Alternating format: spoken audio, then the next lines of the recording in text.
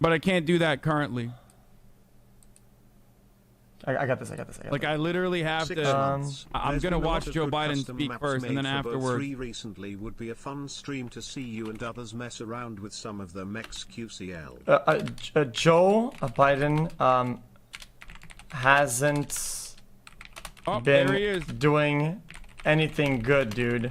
That's the call like to action, what the fuck link. Article link. Here it is, boys. Unfolding situation in Afghanistan. Let's watch what he has. You think it's gonna get him? Place in the last week, and the steps we're taking to address the rapidly evolving events. Nah, My national no security shot team against and him. I have been closely monitoring the situation on the ground in Afghanistan and moving quickly to execute the plans we had put in place to respond to every constituency, including and contingency, including the rapid collapse we're seeing now. Fuck. I'll speak more in a moment. Well, you would agree? About the specific steps we're taking. He is crying. But I want to remind everyone. Wait a minute. Fuck, guys, it'd be good if we had context before, man. Guys, I guess now I kind of want to watch this.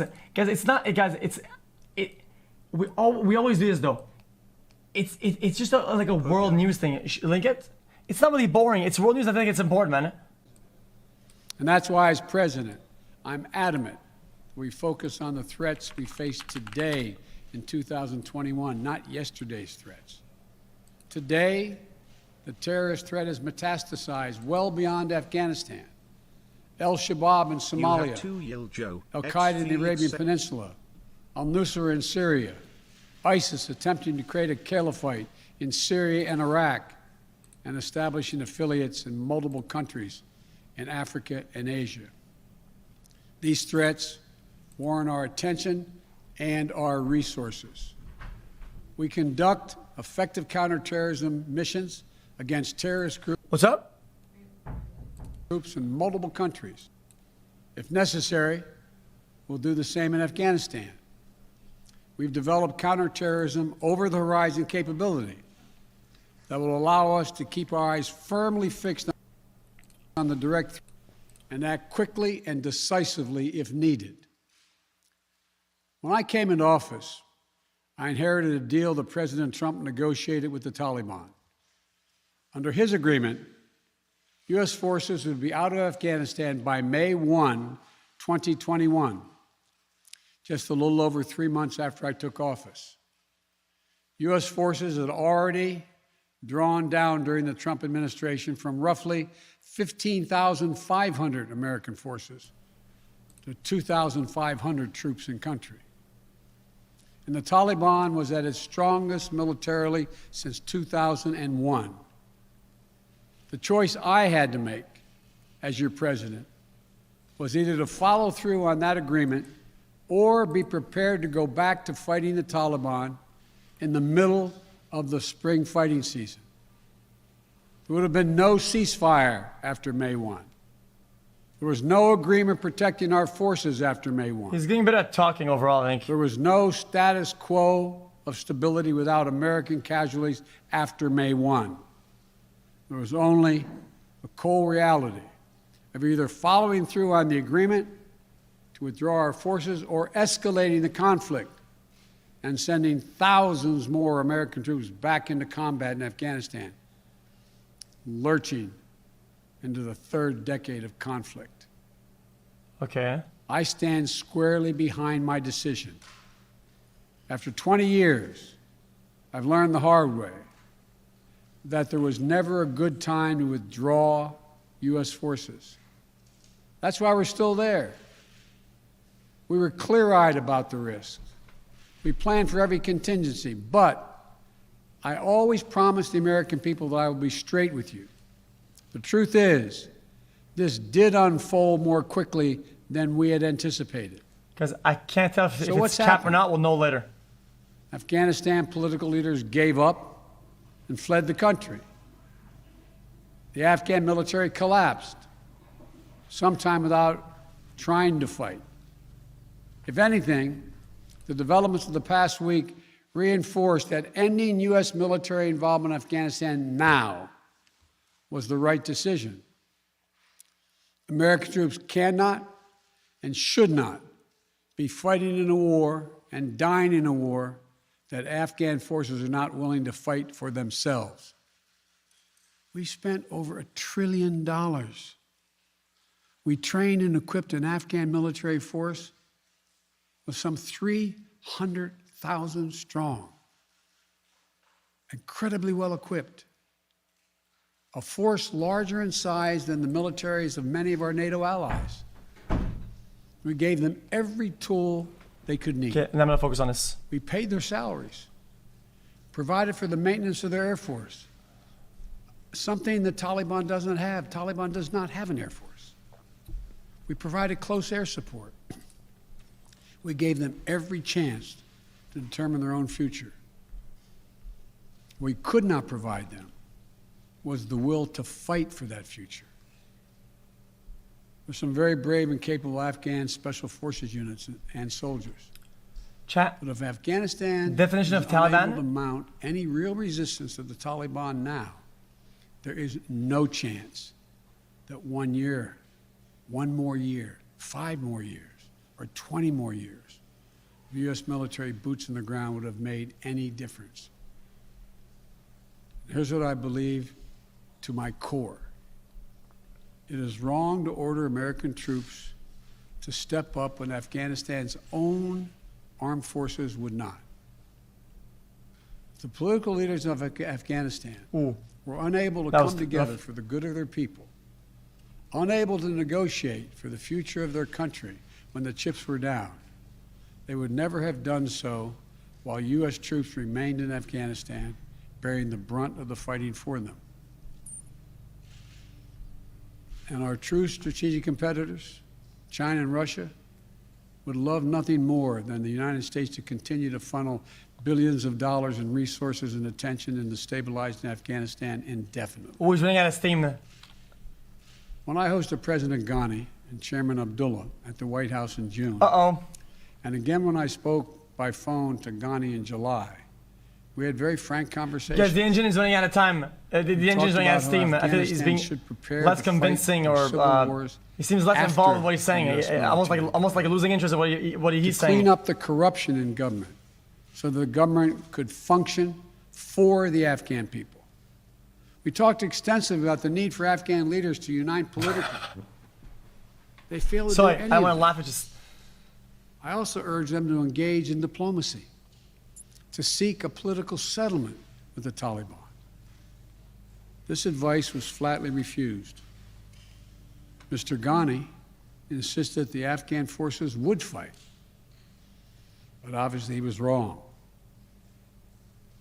So I'm left again to ask of those who argue that we should stay.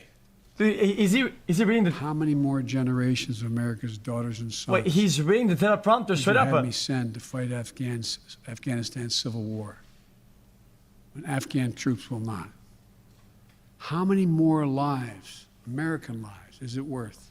No, I mean, he's hyper-focused on it. Endless rows of headstones at Arlington National Cemetery. I'm clear on my answer. I will not repeat the mistakes we've made in the past. Oh no, what's happening? The mistake of staying and fighting indefinitely in a conflict that is not in the national interest of the United this is very States. soulless, I agree 100%. Of doubling down on a civil war in a foreign country, of attempting to remake a country through the endless military deployments of U.S. forces. Those are the mistakes we cannot continue to repeat. It's the chat. Because we have significant vital interest in the world that we cannot afford to ignore.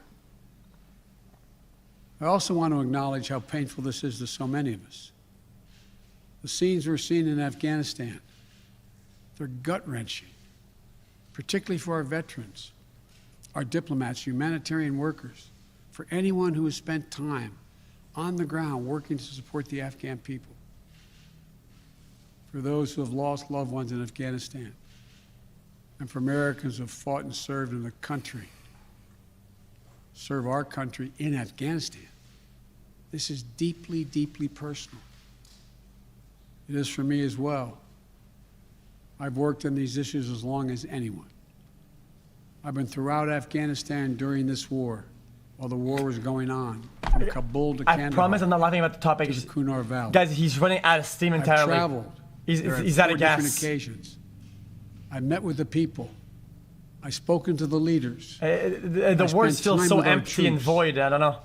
And I came to understand firsthand what was and was not possible in Afghanistan. So now we're focused on what is possible. We will continue to support the I'm paying Afghan attention. people. We will lead with our diplomacy, our international influence, and our humanitarian aid. We'll continue to push for regional diplomacy and engagement to prevent violence and instability. We'll continue to speak out for the basic rights of the Afghan people, of women and girls, just as we speak out all over the world. I've been clear, the human rights must be the center of our foreign policy, not the periphery. Okay. The way to do it is not through endless military deployments. It's with our diplomacy, our economic tools, and rallying the world to join us. Now, let me lay out the current mission in Afghanistan.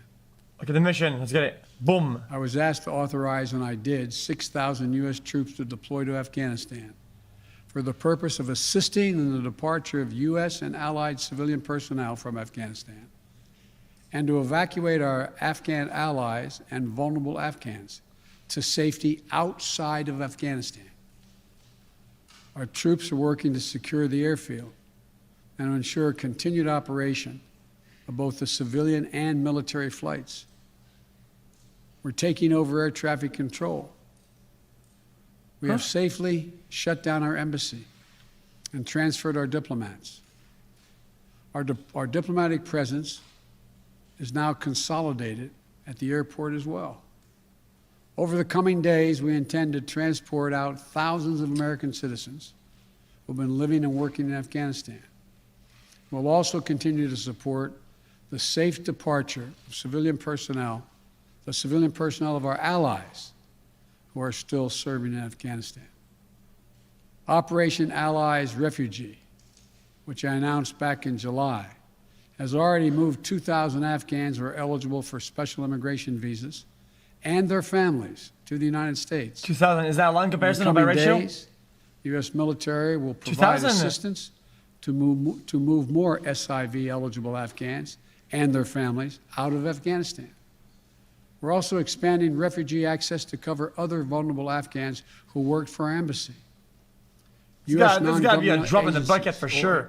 U.S. non-governmental organizations and Afghans who otherwise are at great risk, and U.S. news agencies. Canada accepted 500. Usually I know Canada's pretty there good are with this, though. concerns about why we did not begin evacuating Afghans civilians sooner.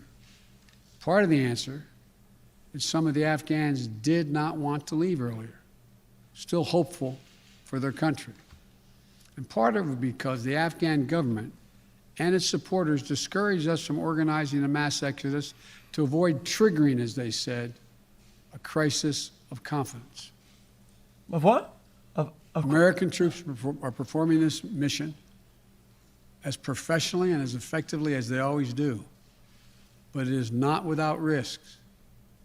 As we carry out this departure, we have made it clear to the Taliban, if they attack our personnel or disrupt our operation, the U.S. presence will be swift and the response will be swift and forceful. We will defend our people with devastating force if necessary. Our current military mission will be short in time, limited in scope, and focused in its objectives. Get our people and our allies to safety as quickly as possible. And once we have completed this mission, we will conclude our military withdrawal. We will end America's longest war after 20 long years of bloodshed. The events we're seeing now are sadly proof that no amount of military force would ever deliver a stable, united, secure Afghanistan, as known in history as the graveyard of empires. Is all the countries What's helping? happening Is everybody now helping? Could just as easily happen 5 years ago or 15 years in the future. You have to be honest. Our mission No. in Afghanistan is taking many missteps, made many missteps over the past 2 decades. I'm now the 4th American president to preside over war in Afghanistan. 2 Democrats and 2 Republicans. I will not pass this responsibility on to a 5th president. I will not mislead the American people by claiming that just a little more time in Afghanistan will make all the difference. Nor will I shrink from my share of responsibility for where we are I wonder today how that will hold. and how we must that move will age forward you. from here. I am President of the United States of America, and the buck stops with me. Okay. I'm deeply saddened by the facts we now face. But I do not regret my decision to end America's warfighting in Afghanistan and maintain a laser focus on our counterterrorism missions there and other parts of the world. Our mission to degrade the terrorist threat of al-Qaeda in Afghanistan and kill Osama bin Laden was a success. Our decades-long effort to overcome centuries of history and permanently change and remake Afghanistan was not, and I wrote and believed it never could be. I cannot and will not ask our troops to fight on endlessly in another country's civil war, taking casualties, suffering life-shattering injuries, leaving families broken by grief and loss. This is not in our national security interest. It is not what the American people want. That's tough. It is not what our troops, who have sacrificed so much over the past 2 decades, deserve. I made a commitment to the American people when I ran for president that I would bring America's military involvement in Afghanistan to an end. While it's been hard and messy, and yes, far from perfect, I've honored that commitment. Okay. More importantly, So it's been I constant made a commitment to the brave for a long men time. and women who served And he this wants nation to up the notch. that I wasn't going to ask them to continue finish to and risk then pull their out. lives in a military action So that it's should have done. ended long ago. Our leaders did that in Vietnam when I got here as a young man. Okay. I will not do it in Afghanistan. I know my decision will be criticized, but I would rather take all that criticism than pass this decision on to another president of the United States, yet another one, a 5th one, Okay. because it's the right one, it's the right decision for our people, the right one for our brave service members who risk their lives serving our nation, and it's the right one for America. Thank you. May God protect our troops, our diplomats, and all brave Americans serving in harm's way. Oh, no, dude, hey. They should know better. Oh, no, dude. They should know better. Dude, he's going straight to bed. Let the man The rest. President of the United States addresses the nation on the unfolding crisis It's nappy in time. Afghanistan. No questions, President's dude. comment of, "I stand squarely behind my decision," comes less than 30 days before the nation marks the